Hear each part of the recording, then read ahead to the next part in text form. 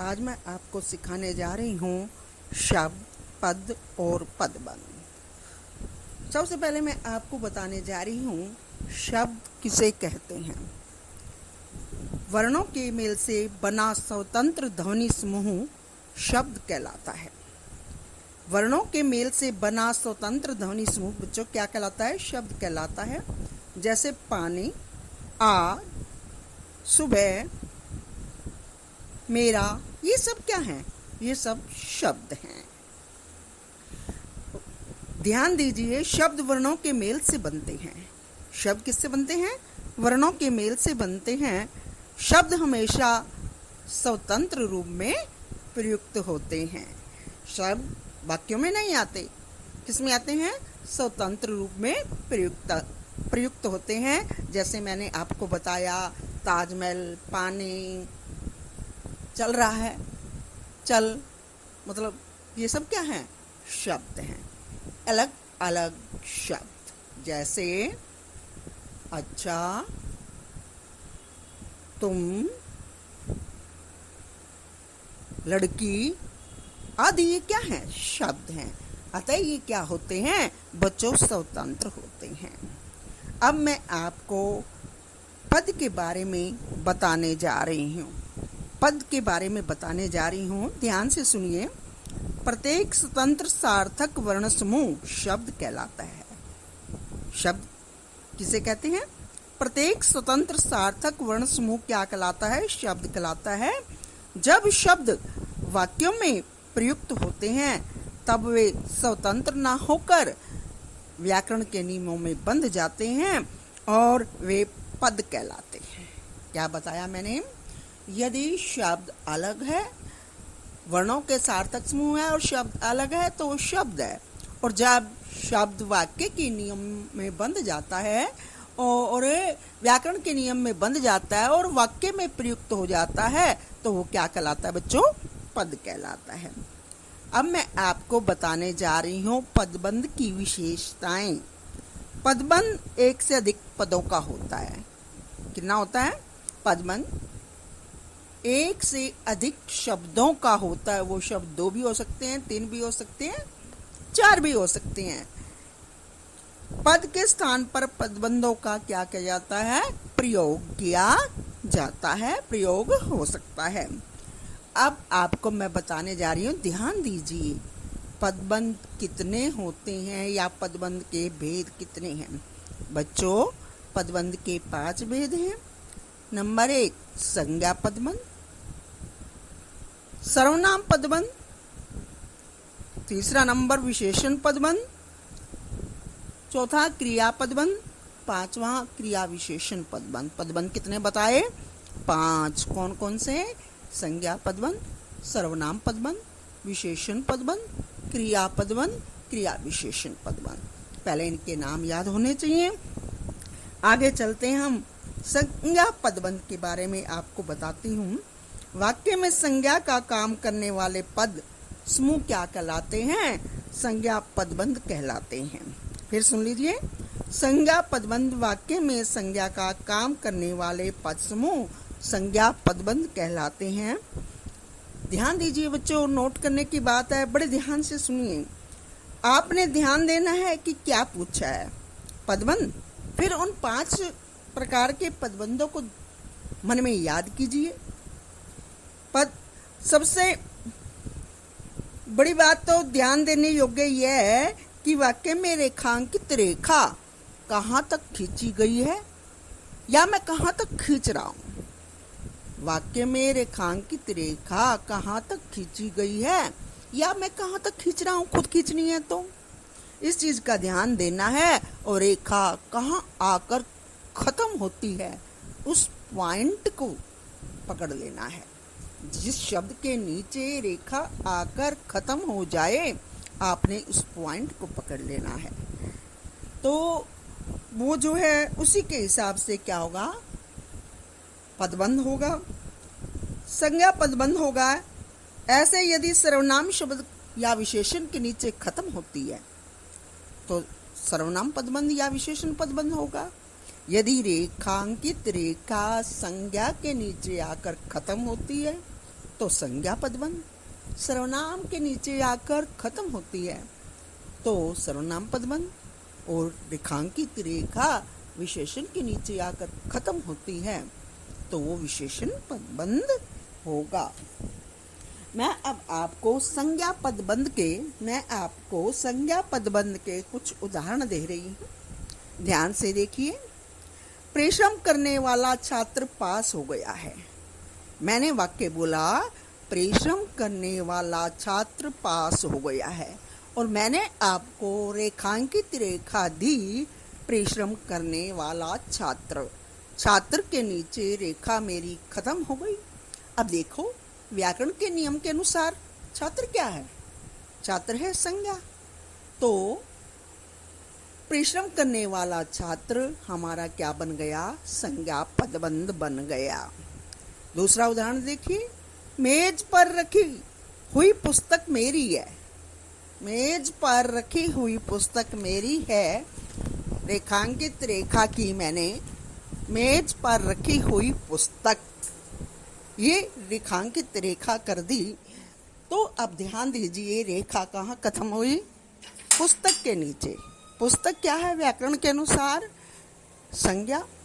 तो मेज पर रखी हुई पुस्तक हमारा संज्ञा पदबंध बन गया। क्या बन गया?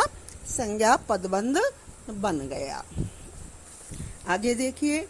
अलमारी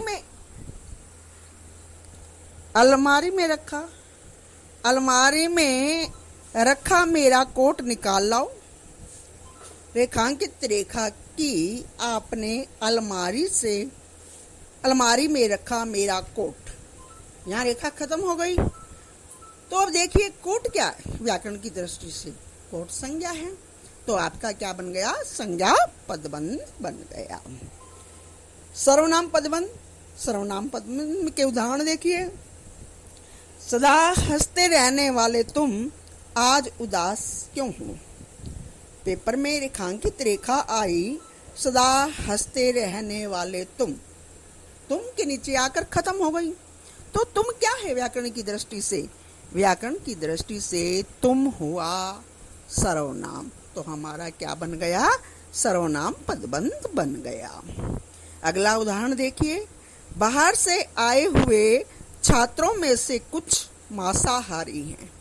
वाक्य बोला बाहर से आए हुए छात्रों में से कुछ मांसाहारी हैं। रेखांकित रेखा की बाहर से आए हुए छात्रों में कुछ के नीचे आके खत्म हो गई। तो कुछ व्याकरण की दृष्टि से क्या है बच्चों? सर्वनाम। तो हमारा क्या हो गया? सर्वनाम पदबंध हो गया। अगला उदाहरण देखिए। शेर की तरह दहाड़ने वाले तुम आज कांप क्यों रहे हो? शेर की तरह दहाड़ने वाले तुम आज कांप क्यों रहे हो? रेखांकित रेखा आपके पेपर में आई। इस वाक्य के नीचे बाहर क्या शेर की तरह दहाड़ने वाले तुम के नीचे आके खत्म कर दी। शेर से रेखा खींची नीचे और तुम पर आकर खत्म कर दी। तो तुम क्या है व्याकरण की दृष्टि से? व्याकरण की दृष्टि से तुम सर्वनाम है, तो ये सर्वनाम पदबंध हो गया। आगे देखिए विशेषण पदबंध।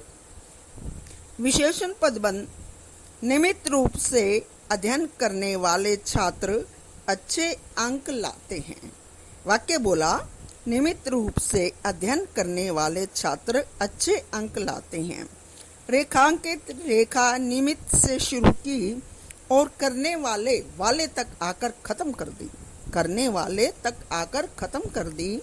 अब करने वाले व्याकरण की दृष्टि से क्या है? विशेषता बता रहा है, तो विशेषण हुआ। तो ये कौन सा पदबंध हो गया? विशेषण पदबंध हो गया।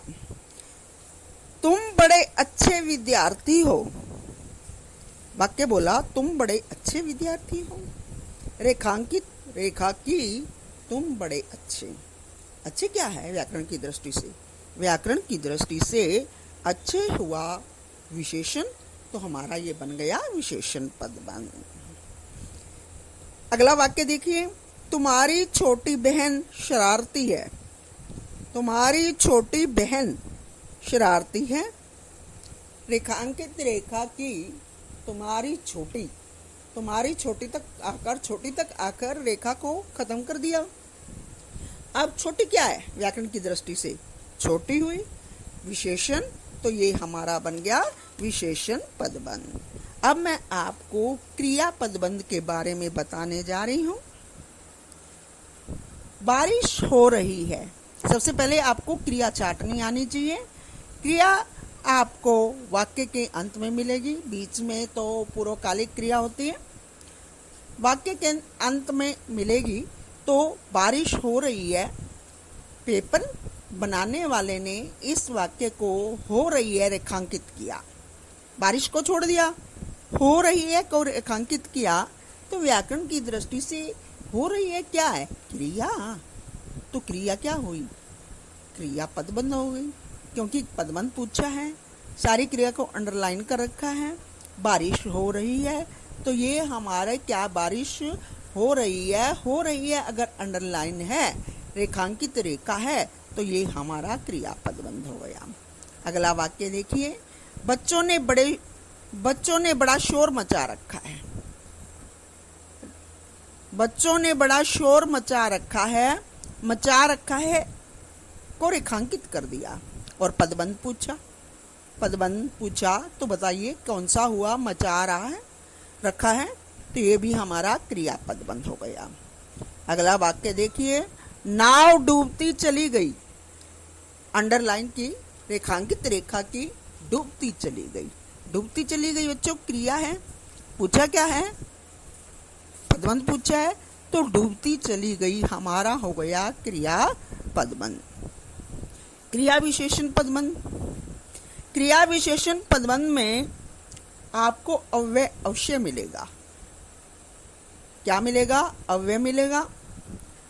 रेखा खींचते समय अर्थात रेखांकित करते समय या तो रेखा आकर अव्यय तक खत्म हो जाएगी, या फिर क्रिया की तरफ से रेखा खींची जाती है तो पहले, क्रिया से पहले यदि अव्यय है तो अव्यय से नीचे होती हुई रेखा क्रिया के बाद खत्म हो जाएगी, ध्यान रखना। तो वो क्या होगा? क्रिया विशेषण पदबंध होगा। जैसे नाव धीरे धीरे डूबती चली गई, पदबंध पूछा है। ध्यान दीजिए, रेखांकित रेखा कहाँ तक की है? धीरे धीरे डूबती चली गई। तो धीरे धीरे क्या? अव्यय। धीरे धीरे अव्यय से शुरू हुई रेखा और डूबती चली गई तक रेखांकित कर दिया, तो ये हमारा हुआ क्रिया विशेषण पदबंध। अगला उदाहरण देखिए, पुस्तक फटाफट बिक रही है। पुस्तक फटाफट बिक रही है, पेपर में रेखांकित किया हुआ मिला आपको, फटाफट बिक रही है। फटाफट क्या है? आपका अव्यय है, तो ये हमारा बन गया क्रिया विशेषण पदबंध। अगला उदाहरण देखिए, उसने अपनी बात धीरे धीरे रखी। उसने अपनी बात धीरे धीरे रखी। मान लो रेखांकित की उसने अपनी बात धीरे धीरे, तो भी क्या हुआ आपका? क्रिया विशेषण पदबंध हुआ। अगर रेखांकित रेखा धीरे धीरे रखी को भी अंडरलाइन किया है, रेखांकित किया है, तो भी आपका क्या हुआ? क्रिया विशेषण पदबंध हो गया। अब मैं आपको बहुविकल्पीय प्रश्न देने जा रही हूँ 10, उससे प्रैक्टिस कीजिए और उसके बाद अपनी पुस्तक उठाइए, ध्यान से प्रैक्टिस कीजिए, आपको पदबंध समझ में आ जाएंगे। बहुविकल्पीय प्रश्न, रेखांकित पदबंध के नाम का सही विकल्प आपने छांटना है। पहला ऑप्शन है, सामने की दुकान पर चाय वाला लड़का अपने घर चला गया। सामने की दुकान पर चाय वाला लड़का अपने घर चला गया। रेखांकित रेखा सामने से के नीचे से खींची और वाला तक खत्म कर दी। कहाँ तक खत्म कर दी? चाय वाला तक। अब बताइए, ऑप्शन है आपके सामने, विशेषण पदबंध है या फिर संज्ञा पदबंध है, सर्वनाम पदबंध है या क्रिया विशेषण पदबंध है। ऑप्शन 4 है आपके सामने, विशेषण पदबंध, संज्ञा पदबंध, सर्वनाम पदबंध, क्रिया विशेषण पदबंध। और चाय वाला तक रेखा जो है रेखांकित की गई है। आपने यदि विशेषण पदबंध सोचा है तो आपका उत्तर बिल्कुल ठीक है, ये है विशेषण पदबंध। अगला वाक्य देखिए, मुझे सुनाई पड़ रहा है। रेखांकित रेखा है इस वाक्य में, सुनाई पड़ रहा है। ऑप्शन है आपके सामने, संज्ञा पदबंध, क्रिया पदबंध, विशेषण पदबंध, सर्वनाम पदबंध। आपने सुनाई पड़ रहा है यदि विशेषण पदबंध सोचा है तो आपका बिल्कुल गलत है। सुनाई पड़ रहा है क्रिया पदबंध है, क्योंकि क्रिया के नीचे रेखांकित रेखा है। अगला वाक्य, मित्र मंडली के साथ राम घर पर बैठा है। वाक्य है, मित्र मंडली के साथ राम घर पर बैठा है। रेखांकित रेखा की गई है इस वाक्य में, मित्र मंडली के साथ। ऑप्शन है 4, क्रिया पदबंध है, सर्वनाम पदबंध है, या क्रिया विशेषण पदबंध है, या संज्ञा पदबंध है। इन चारों ऑप्शनों में से कौन सा पदबंध है? यदि आपने क्रिया विशेषण पदबंध सोचा है तो बिल्कुल ठीक है, साथ क्योंकि अव्यय है और अव्यय आते ही क्रिया विशेषण पदबंध हो गया। बाहर से आए हुए मनुष्यों में कुछ शरारती तत्व हैं। अगला वाक्य है, बाहर से आए हुए मनुष्यों में कुछ शरारती तत्व हैं। रेखांकित रेखा आपके पेपर में आई, बाहर से शुरू की और कुछ तक खत्म कर दी। ऑप्शन दिए, क्रिया विशेषण, क्रिया पदबंध, संज्ञा या विशेषण पदबंध। इनमें से चारों में से कौन सा है? कुछ अंडरलाइन है, बाहर से आए मनुष्यों में से कुछ, तो आपका क्या हुआ? कुछ क्या है? अव्यय है, तो क्रिया विशेषण पदबंध हो गया। दूसरों के साथ मीठा बोलने वाले सुखी रहते हैं। वाक्य दिया, दूसरों के साथ मीठा बोलने वाले सदा सुखी रहते हैं। रेखांकित रेखा कीजिए, दूसरों के साथ मीठा बोलने वाले। ऑप्शन आपको 4 दिए, संज्ञा पदबंध है, विशेषण पदबंध है, संज्ञा पदबंध है, विशेषण पदबंध है, क्रिया पदबंध है, या क्रिया विशेषण पदबंध है। बोलने वाले तक अंडरलाइन खत्म हो गई है, रेखांकित रेखा खत्म हो गई है, तो ये क्या है? यदि आपने विशेषण पदबंध सोचा है तो आपका उत्तर बिल्कुल ठीक है। अगला उदाहरण देखिए, दादाजी प्राय बाग में टहलने जाया करते थे। दादाजी प्राय बाग में टहलने जाया करते थे। जाया करते थे, टहलने जाया करते थे, रेखांकित रेखा है। टहलने से लेकर करते थे तक क्या रेखांकित रेखा है? ऑप्शन 4 है, संज्ञा पदबंध, क्रिया पदबंध, क्रिया विशेषण पदबंध, या सर्वनाम पदबंध। आपने यदि क्रिया पदबंध सोचा है तो आपका उत्तर बिल्कुल ठीक है। नीली कमीज वाला बालक खेल रहा है। नीली कमीज वाला बालक खेल रहा है, रेखांकित रेखा की नीली कमीज वाला बालक के नीचे आके खत्म हो गई। तो बताइए कौन सा पदबंध होगा? विशेषण पदबंध, सर्वनाम पदबंध, संज्ञा पदबंध, क्रिया पदबंध। व्याकरण की दृष्टि से बालक क्या है? संज्ञा, तो ये हमारा हो गया संज्ञा पदबंध। उस घर के कोने में बैठा हुआ आदमी अपराधी है। वाक्य बोला, उस घर के कोने में बैठा हुआ आदमी अपराधी है। उससे रेखांकित रेखा ली, आदमी तक खींची, तो बताइए आपका कौन सा पदबंध हुआ? विशेषण पदबंध, संज्ञा पदबंध, सर्वनाम पदबंध, या क्रिया पदबंध। बच्चों, ये आपका आदमी क्या है व्याकरण की दृष्टि से? संज्ञा, तो इसलिए संज्ञा पदबंध हो गया।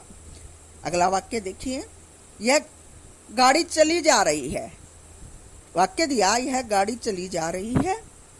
चली जा रही है अंडरलाइन है, रेखांकित रेखा है, क्रिया पदबंध हुआ, या संज्ञा विशेषण या क्रिया विशेषण, इन चारों में से कौन सा हुआ? चली जा रही है, चली जा रही है क्रिया व्याकरण की दृष्टि से, तो रेखांकित रेखा है, चली जा रही है, तो ये हो गया आपका क्रियापद बन। लखनऊ जाने वाली गाड़ी चल दी है, वाक्य बोला लखनऊ जाने वाली गाड़ी चल दी है, और रेखांकित रेखा खींची लखनऊ जाने वाली, वाली तक खत्म हो गई। बताइए संज्ञा पदबंध है, क्रियापद बंध है, सर्वनाम पदबंध है या विशेषण पदबंध है? वाली क्या है? विशेषता बता रहे हम, तो ये हमारा हो गया विशेषण पदबंध। ध्यान दीजिए, रेखांकित रेखा को देखना है कहाँ खत्म होती है। अगर वो व्याकरण की दृष्टि से संज्ञा है तो संज्ञा पदबंध होगा, सर्वनाम है तो सर्वनाम पदबंध होगा, विशेषण है तो विशेषण पदबंध होगा। अव्यय के नीचे अंडरलाइन आकर खत्म होती है, रेखांकित रेखा खत्म होती है, तो आपका क्रिया विशेषण पदबंध होगा।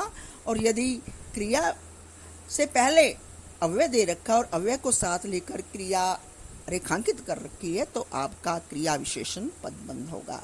ध्यान से सुनिए और फटाफट व्याकरण उठाइए और सीखने का अभ्यास कीजिए। धन्यवाद।